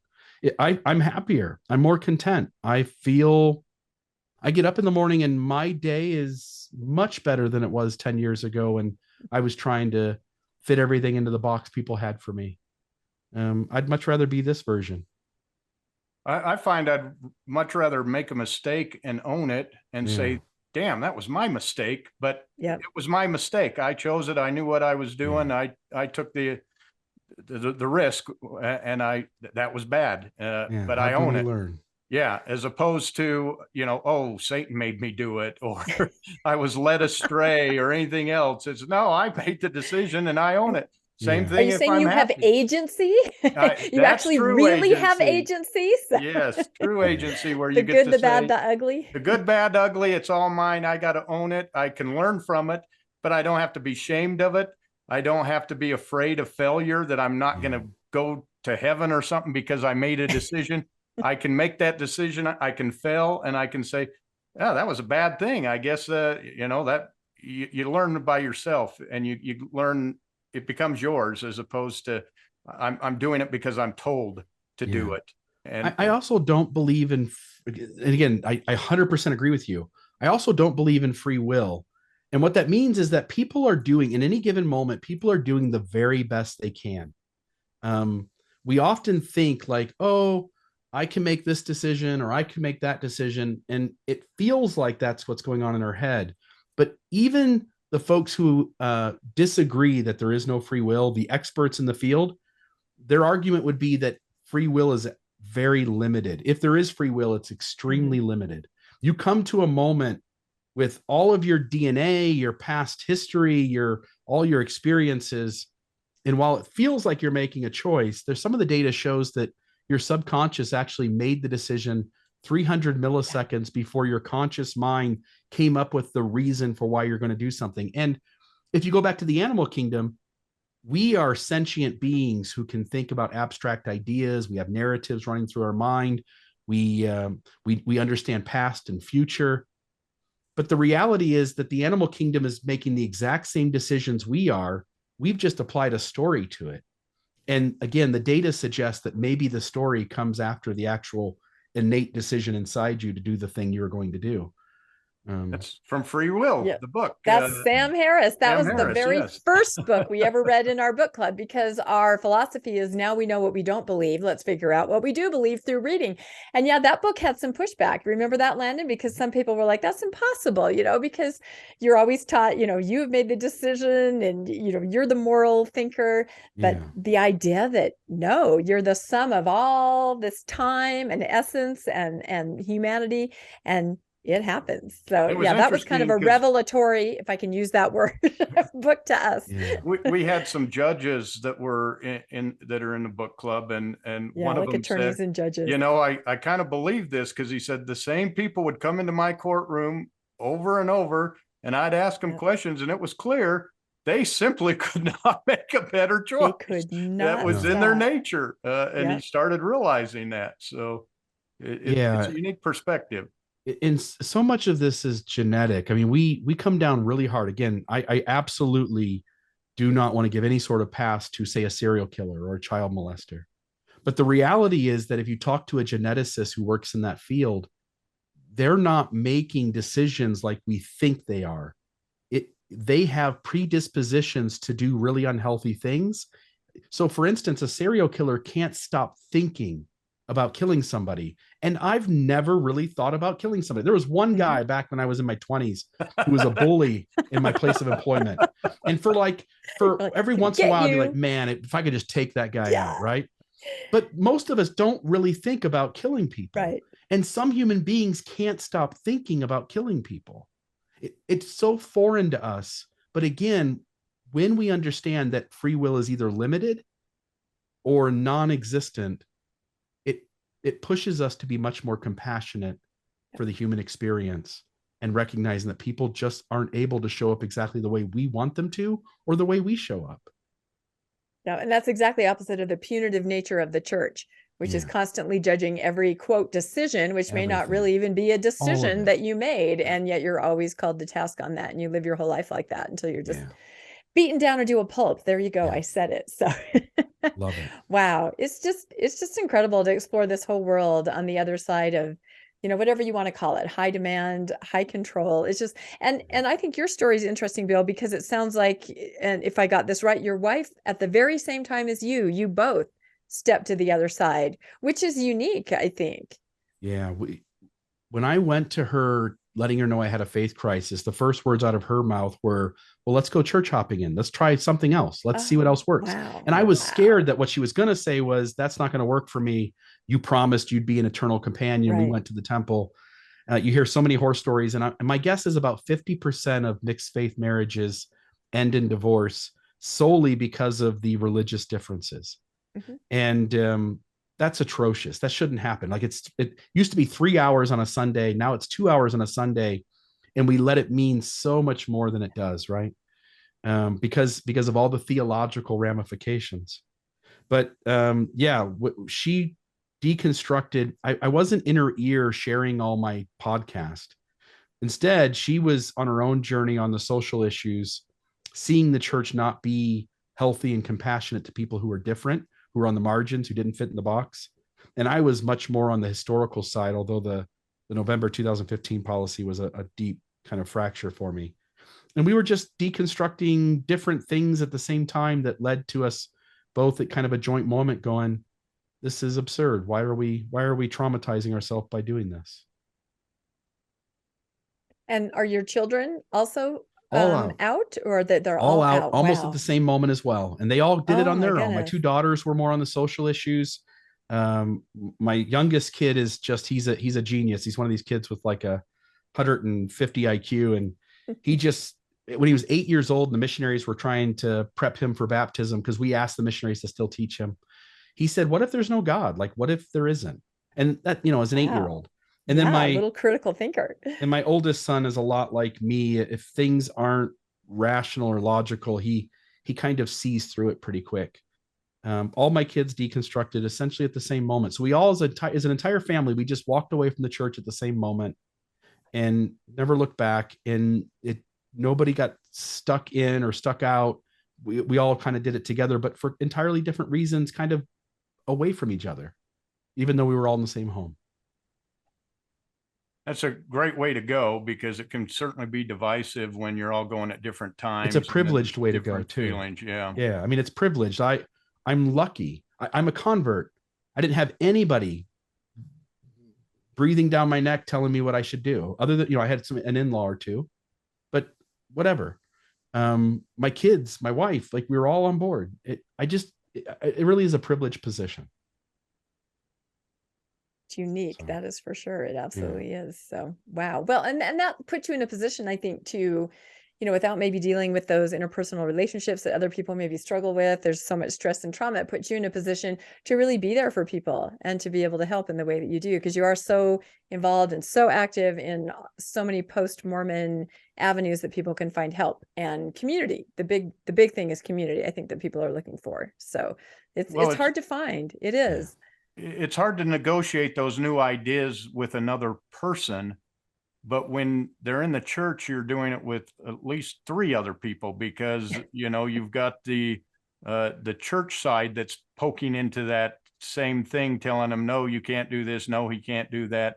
So it's almost like you're ganged up on, because there's another side saying, no, you can't do these things, or you can't think that way, or you can't explore these new ideas, that's not acceptable. So when you go together, the world opens up. It's hard to imagine that there were people who deconstructed Mormonism all by themselves without the internet in like the 1950s or the 1940s. Mm-hmm. And I've like met the some Tanners. of them. Aren't you blown away by what the Tanners did? The more All the pressure and shame to stay in, yeah, and to just risk it all without having the community that we have today. You know, this post-Mormon community really, the moment you go, I don't believe it, they're like, great, here we all are. To have done that in your neighborhood in 1950, to be the leper in your neighborhood, that just, there are really courageous people out there that have done really big things without the support that all of us did it with. Yep. I agree. And I think that's why we're all so eager to help anybody. You know, everybody wants to be there. And that's, I think, why we all continue to do what we do. I mean, if we put out a podcast that somebody happens upon and they feel less alone, like I'm sure we've all gotten those notes from people or comments, you know, I didn't feel so alone after listening to this, or you hit it on the head. This is what I'm going through. I mean, then we win. That's what we do it for. It's not for fame or fortune. Not at all, but it's for something like that. Bill, do you feel you've done more as a post-Mormon helping people than you did as a bishop in the church? Yeah, I mean, as a bishop, I helped 130 people, and I cherished that experience. And even though I've lost my testimony according to them, and I've apostatized from the church, there are numerous people from my ward back in Ohio who say you still are the best bishop I've ever had. I deeply cherish the time I had to oversee that ward and that small community, and to have an impact there. And I'm proud of the way I conducted myself. I'm proud of how I was a nuanced Mormon, and I made way for them to be much more safe being them and having normal problems than I think most bishops were. It's obviously kind of our leader roulette, right? But on this side of things, I mean, you're talking tens of thousands, maybe hundreds of thousands of folks. And there's something magical about giving people enough information that they can now make new informed choices and choose to live a life a different way. And they come back and report that they're happier for having done so. There's nothing better than that. There's nothing. And you've done a lot of it. You're one of the leaders out there, and certainly look up to you for what you've done and the different platforms you've brought out that have helped it.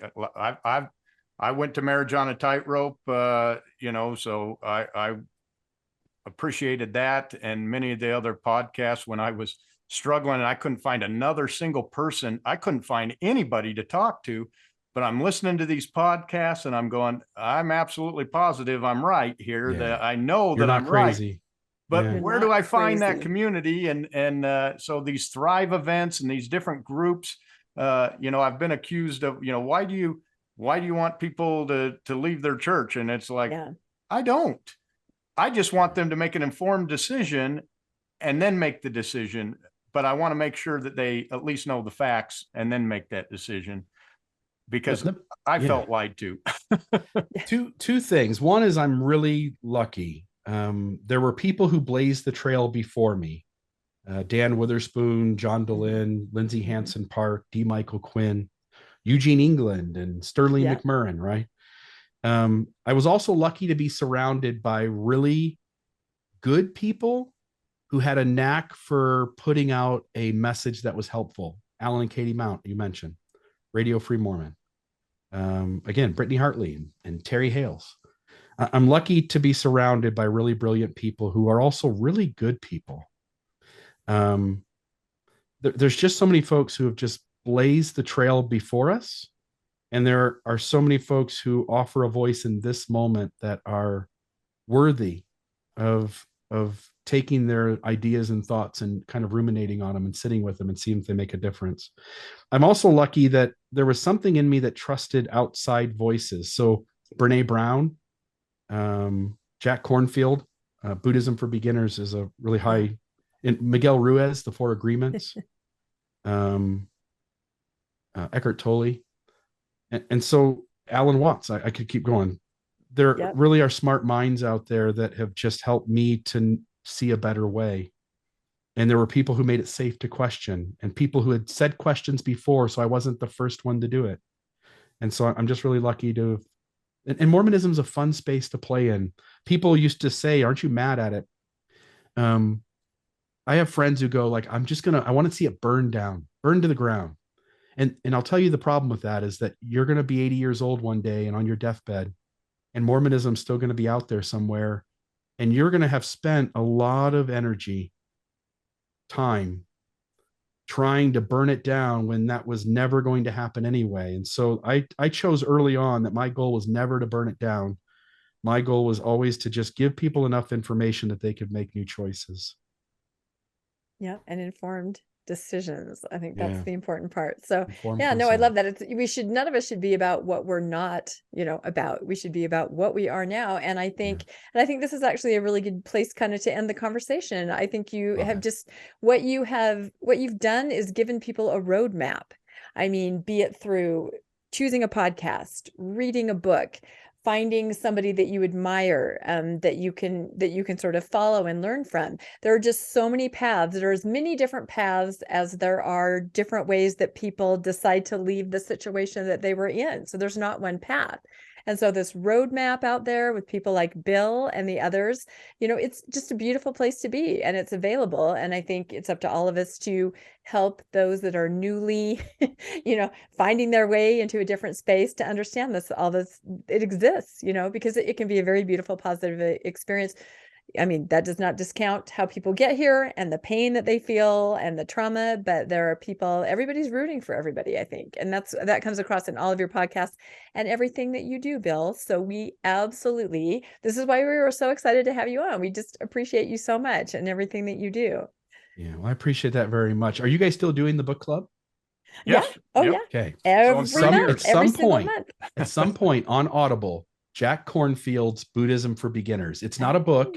It's him standing in front of a group of people and doing 12 different sessions where he gives you the tools of secular Buddhism, and they are life-changing. It will allow you to sit with your feelings in the hard moments and to be able to not have your ego manipulate the world around you, not get people to do what you need them to do so you can feel safe, but just to let things be as they are. And so I highly recommend it. Well, that's great. There you have it, everybody. A #1 recommendation from the one and only Bill Reel. That's great. Yeah, awesome. I find that a lot of people gravitate over toward Buddhism because it really does help you get in touch with what you're feeling and give you those tools. So it's amazing. So and it can be secular. And it can be secular, which is and it has its problems too. If you saw the Dalai Lama recently, it has its my issues. Goodness! Yes, I just saw that he apologized today, but I'm thinking, I don't know if you're coming back from this. I do not know what this is going to do to the world, but wow, we could do another hour on that. That would be crazy. Landon, do you have any final thoughts? And then we will wrap up. This has been absolutely amazing, revelatory, if I can use that word again. Thank you. It's my favorite word to use in another way. I just want to thank Bill for coming on. I want to run out right now and call several people I know and say we had some of the wisdom that I just learned.